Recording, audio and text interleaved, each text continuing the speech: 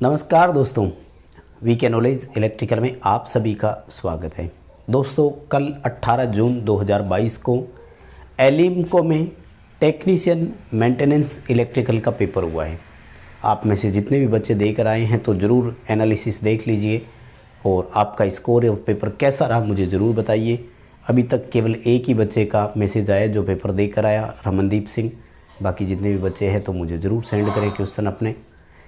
काफ़ी अच्छा पेपर रहा दोस्तों। एलिम्को का ये पेपर था, टेक्नीशियन इलेक्ट्रिकल के नाम से वैकेंसी थी, इसमें मेंटेनेंस टेक्नीशियन के नाम से। जितने क्वेश्चन मिले हैं 50 क्वेश्चन आए थे वैसे टेक्नीशियन अपने इलेक्ट्रिशियन ट्रेड थ्योरी के। तो जितने क्वेश्चन मिले हैं उनका एनालिसिस और रिव्यू देख लेते हैं, आप लास्ट तक देखना। और ये वैकेंसी जब आई थी तो मैंने इसका नोटिफिकेशन भी आपको दिया था, आई थिंक आपने देखा भी होगा। जिन बच्चों ने अप्लाई किया है वो पेपर देकर आए होंगे। ठीक ठाक पेपर था, बहुत अपन ये नहीं बोल सकते कि बड़ा टफ पेपर होगा, लेकिन सिंपल सा था। डिपार्टमेंट का नाम है दोस्तों एलिम्को और 18 जून 2022 को पेपर हुआ। पेपर था टेक्नीशियन मेंटेनेंस इलेक्ट्रिकल के नाम से था। आईटीआई होल्डर्स बच्चों के द्वारा इसकी फॉर्म अप्लाई किए गए थे। आइए एक एक करके हम इसके क्वेश्चंस को देखते हैं दोस्तों। नंबर 1 क्वेश्चन दोस्तों पूछा गया कि सोल्डर का मटेरियल कैसा होता है। देखो, सोल्डर के मटेरियल के रूप में तो आप सब जानते होंगे, है ना। ऑप्शन तो बच्चे ने बताया नहीं, लेकिन समझ जाओ कि सोल्डर टिन और लेड का ही होता है। सबसे ज़्यादा यही ऑप्शन आते हैं। जनरली दोस्तों इनका रेशो भी पेपरों में पूछा जाता है, तो 60-40 का रेशो आप इसका कर दिया करो। मोस्ट परफेक्टिव रेशो माना जाता है। इलेक्ट्रिकल का हो, इलेक्ट्रॉनिक्स का हो, दोनों में लगभग काम कर जाता है ये सोल्डर टिन और शीशे का। याद रखो कि ज़्यादा मात्रा टिन की होती है, क्योंकि टिन नरम धातु होती है और सोल्डर हम चाहते हैं कि ठीक है आसानी से पिघल जाए। तो ये था फर्स्ट क्वेश्चन सोल्डर के मटेरियल के बारे में। सेकंड क्वेश्चन था दोस्तों स्टार स्टार ट्रांसफार्मर में डिग्री कितनी होगी। देखो दोस्तों, अब इसने क्या है कि क्वेश्चन थोड़ा सा अधूरा बताया है। मैं आपको बता दूं कि जो स्टार स्टार कनेक्शन होते हैं ना ट्रांसफार्मर में, इसमें phase angle star star transformer connection है और डिग्री पूछा, मतलब कोण पूछा था। इनपुट आउटपुट में डिफरेंस कितने का होता है। दोस्तों स्टार स्टार हो या डेल्टा डेल्टा हो, इनमें प्रत्येक में, स्टार स्टार में भी और डेल्टा डेल्टा में, प्रत्येक में 2-2 डिग्री होने की संभावना रहती है। ओवरऑल अपने 4 डिग्री होती है। 0 डिग्री, 180 डिग्री, प्लस का 30 डिग्री, माइनस का 30 डिग्री। अब दोस्तों 0-0 जो होता है ना, इन दोनों में संभावना रहती है। तो स्टार स्टार संयोजन जो होता है ना, इसमें 0 डिग्री का कनेक्शन भी हो सकता है या 180 डिग्री का भी हो सकता है। दोनों में से कोई एक होगा। ये किस बात पर डिपेंड करता है दोस्तों? ये डिपेंड करता है कि प्राइमरी और सेकेंडरी के कनेक्शन कैसे किए गए। मैं आपको दोनों बता रहा हूँ दोस्तों। अगर आपको प्राइमरी और सेकेंडरी के कनेक्शन यूँ दिखा दे ऐसे, इसका मतलब क्या है वो भी मैं आपको बताऊँगा। और इस तरह से ना हो, लेकिन ऐसे दिखाए इस तरह से, तब भी दोस्तों प्राइमरी और सेकेंडरी में आंसर 0 डिग्री कहलाएगा। इसका मतलब क्या दोस्तों? इसका मतलब है कि जब आपने प्राइमरी को स्टार कनेक्शन में कनेक्ट किया, इस दौरान यदि आपने प्राइमरी के 1-1-1 को शॉर्ट किया है, देन आपने सेकेंडरी को स्टार बनाते समय सेकेंडरी के भी 1-1 को ही शॉर्ट किया है। ठीक है ना, दोनों का है, तो इसके कनेक्शन जो है वो 0 डिग्री। अब इसी तरह से इसको समझ लीजिए आप। यहाँ यूँ कह रहे हैं कि अगर आपने प्राइमरी को स्टार बनाते समय 2-2 को शॉर्ट किया है, तो यहाँ भी 2-2 को शॉर्ट। कुल मिलाकर बात यह है कि ये दोनों सेम कनेक्शन को इंडिकेट कर रहे हैं। अगर दोस्तों यही कनेक्शन यूँ होते ना, एक इस तरह से और दूसरा इस तरह से होता, या फिर दूसरा इस तरह से, मान लो कि ये और ये कनेक्शन, तो देखो साफ साफ नज़र आ रहा है 180 डिग्री का डिफरेंस। ये क्या बोल रहा है फिर? ये बोल रहा है कि अगर यहाँ आपने प्राइमरी को स्टार बनाते समय 1 1 को शॉर्ट किया है तो यहाँ स्टार बनाते समय आपने 2 2 को शॉर्ट कर दिया। सेम सिरों को शॉर्ट करना होता है ना। तो इवन यहाँ भी यही कह रहा है, यहाँ ये कह रहा है कि आपने उल्टा किया है कनेक्शन। तो यहाँ 180 डिग्री रहता है, यहाँ 0 डिग्री रहता है। जब आपको कनेक्शन का इंडिकेट ना किया हो तो 0 180 दोनों करने थे। लाइक अभी इसरो में आया था 4 जून को, उन्होंने ये पूछा था कि डेल्टा स्टार का शायद कोई कनेक्शन था, पता नहीं, इस तरह से दिया था कि स्टार स्टार है और 6 की पोजीशन है ना। तो वो ये कह रहा है कि 6 बजे की पोजीशन है। तो ये दोस्तों 6 बजे की पोजीशन मानी जाती है, ये 12 बजे की पोजीशन मानी जाती है। अगर 6 बजे वाली पोजीशन है तो 180 डिग्री, और स्टार 12 बजे की पोजीशन है तो 0 डिग्री की फेज अंतर आपको उत्तर करना था। ठीक है, कुल मिलाकर के स्टार कनेक्शन में डिग्री का क्या उत्तर था, तो मुझे उम्मीद है आप समझ गए होंगे। 0 या 180 जो भी आपके ऑप्शन में था आप कर दीजिए। अगला सवाल देखो, 100 वाट के 2 लैंप यानी सेम रेटिंग हो गई, 250 वोल्ट AC सीरीज में वो कनेक्ट है, प्रत्येक पर वोल्टेज ड्रॉप बताओ कितनी है।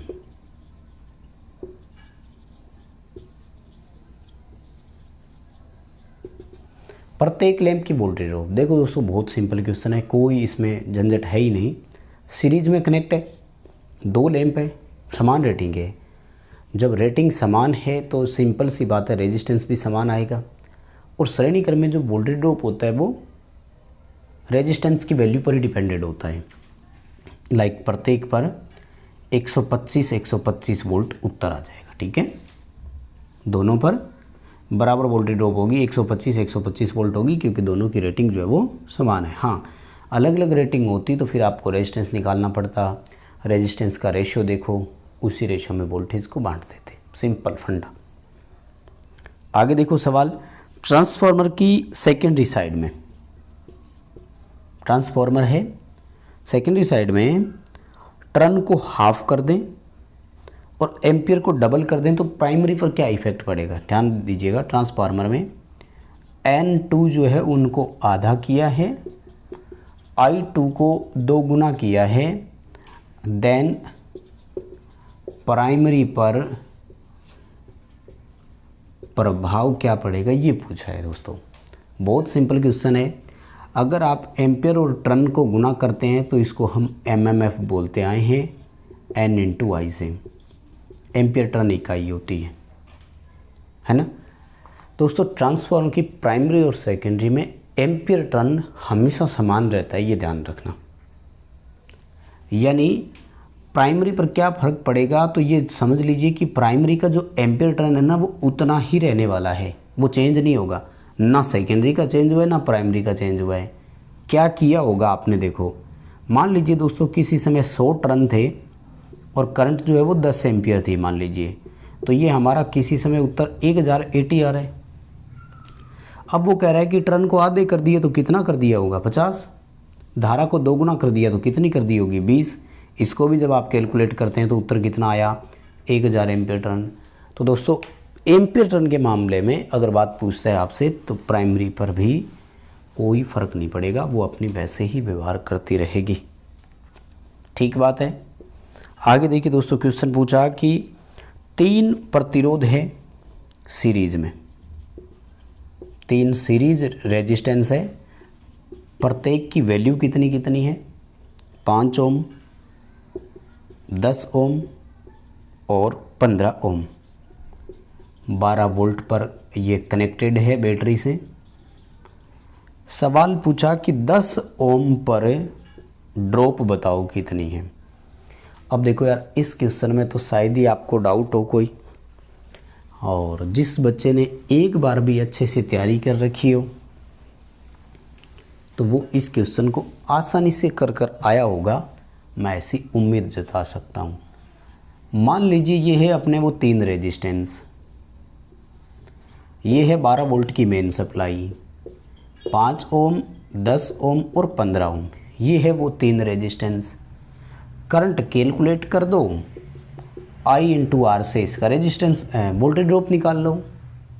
बहुत सिंपल है ना। सबसे पहले देखो रेजिस्टेंस टोटल कितना आएगा, 15, 20 और 30। श्रेणी क्रम में कुल प्रतिरोध के बारे में तो सब जानते हैं अपने, R1 + R2 + R3 करेंगे, तीनों को जोड़ा तो उत्तर आया 30। आप करंट कैलकुलेट कीजिए, I = V/R करेंगे ना, 12 वोल्ट टोटल सप्लाई है, 30 वोल्ट टोटल रेजिस्टेंस आया, कैलकुलेट कर लो, है ना। 6 12 6 30, 2/5 एम्पियर करंट हो गई। वैसे निकाल रहे हो तो 0.4 आएगी, कैलकुलेट और कर लो, उत्तर आ जाएगा, कोई बात नहीं, ठीक है। अब 0.4 एम्पियर है तो तीनों में से एक बराबर चलेगी कि नहीं। 10 ओम रेजिस्टेंस की वोल्टेज ड्रॉप आपको अगर निकालनी है तो I × R करो, 0.4 × 10 करेंगे तो 4 वोल्ट उत्तर हो गया, ठीक है। सिंपल सा क्वेश्चन है, तो मुझे नहीं लगता कि इस क्वेश्चन में आपको कोई है क्या संशय किसी तरह का। सब इंटेलिजेंट हो, इस तरह के प्रश्नों में तो वैसे ही नहीं अटकेंगे आजकल। अगर पेपर देकर आए हैं तो हमें ज़रूर बताइएगा। दोस्तों वीडियो को लाइक शेयर तो करना ही है यार, मैं हर बार आपसे रिक्वेस्ट करता आया हूँ। हमारा ऐप डाउनलोड भी करना, डिस्क्रिप्शन में लिंक है, और अब तो वेबसाइट भी लॉन्च हो चुकी है, तो कोई भी PDF नोटिफिकेशन आपको किसी भी तरह का डाउनलोड करना हो, क्वेश्चंस की PDF डाउनलोड करनी हो, फ्री ऑफ कॉस्ट आप कर सकते हैं। electricalvk.net हमारी ऑफिशियल वेबसाइट है, उसका भी लिंक डिस्क्रिप्शन में दिया हुआ है। आगे देखिए दोस्तों सवाल क्या पूछा। छठा सवाल देखो, वोल्टेज इंक्रीज करनी है, सेल कैसे कनेक्ट करेंगे। माय डियर बहुत सिंपल है, वोल्टेज बढ़ाने के लिए सेलों को कैसे जोड़ा जाता है, श्रेणी क्रम में, सब जानते हैं बहुत अच्छे से। परमिएंस का विलोम पूछा। परमिएंस जो है ना, ये चुंबकीय चालकता होती है, तो इसका विलोम, हाँ विलोम पूछा है, तो परमिएंस का विलोम आपका रिलक्टेंस हो जाएगा, प्रतिष्ठंभ होगा, ठीक है। विद्युतीय परिपथ में कई बार इसका समान पूछ लेते हैं, तो विद्युत परिपथ में ये चालकता के समान है, कंडक्टेंस के समान है, ये ध्यान रखना। रेसिप्रोकल ऑफ परमिएंस ये पूछा गया, बता रहे हैं, तो रेसिप्रोकल मतलब व्युत्क्रमानुपाती पूछा तो रिलक्टेंस करेंगे, प्रतिष्ठंभ आएगा हिंदी में। आगे देखो, कह रहा है कि कंजर्वेटर में ऑयल भरने के बाद खाली जगह बची हुई होती है, उसमें क्या भरा होता है। क्या क्वेश्चन है, कंजर्वेटर में रिक्त स्थान में क्या भरा होता है। आधा तेल है, बाकी जगह में वायु होती है, क्योंकि हवा के बिना सांस लेना कठिन हो जाएगा, सांस नहीं लेगा तो तेल की पूर्ति नहीं कर पाएगा। ये आपने कई बार मैंने आपको एग्जांपल दिया है, लिक्विड किसी भी बोतल वगैरह में भरा हुआ है तो आप उसको निकाल करके देखो, वो रुक रुक कर निकलता है ना, रुकता है, उस समय वो सांस लेता है, यानी एयर अंदर जाती है।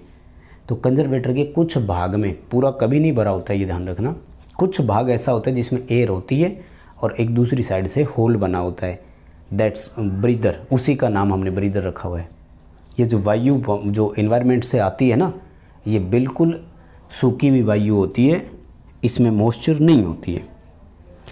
ओम के नियम का सत्यापन क्या है, ये पूछा आपसे, ऑप्शन दिए हुए थे, मतलब कौन सत्यापन कर रहा है। तो ओम नियम के सत्यापन के लिए V = I × R वाला एक फॉर्मूला दिया हुआ था, बाकी सारे उल्टे दिए हुए थे। R = V × I = V × R, ऐसे ऑप्शन दिए हुए थे।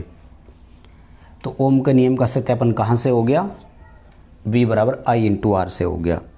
और नो लोड टेस्ट क्यों करते हैं, अब ये तो बताया नहीं कि किसका नो लोड टेस्ट है। जनरली दोस्तों नो लोड टेस्ट दो मशीनों में होता है, ट्रांसफार्मर और इंडक्शन मोटर, और दोनों का एक ही उत्तर कर दिया करो, आयरन लॉस ज्ञात करने के लिए। अगर लोहे हानि का ऑप्शन नहीं है तो फिर दूसरा ऑप्शन दिया करो, चुंबकीय घटक ज्ञात करना। मैग्नेटाइजिंग फैक्टर अपन ज्ञात करते हैं इससे, क्योंकि नो लोड पर मोटर हो या ट्रांसफार्मर पूर्णतः कंप्लीटली मैग्नेटाइजिंग घटक माना जाता है, इसीलिए इनका पावर फैक्टर जो होता है वो वेरी लो, 0.1 से लेकर 0.2 लैगिंग के आसपास होता है पावर फैक्टर, चाहे इंडक्शन मोटर हो चाहे ट्रांसफार्मर हो, ठीक है ना। तो चलिए दोस्तों, बच्चे को इतना याद रहे कि एक ही बच्चे ने भेजे हैं, 2-3 बच्चे अगर क्वेश्चन सेंड करते तो आई थिंक ज़्यादा क्वेश्चन अपने को मिल पाते। खैर ये 10 क्वेश्चन मिले और मैंने समझाया, मुझे लगता है कि छोटे छोटे 10 टॉपिक आपके एक बार फिर रिवाइज हो गए, ऐसा मुझे लग रहा है। So please like the video, app download ज़रूर करना, वेबसाइट पर विज़िट करते रहें और हाँ, वीडियो दोस्तों को शेयर करना है, चैनल सब्सक्राइब ज़रूर करना है। बहुत धन्यवाद।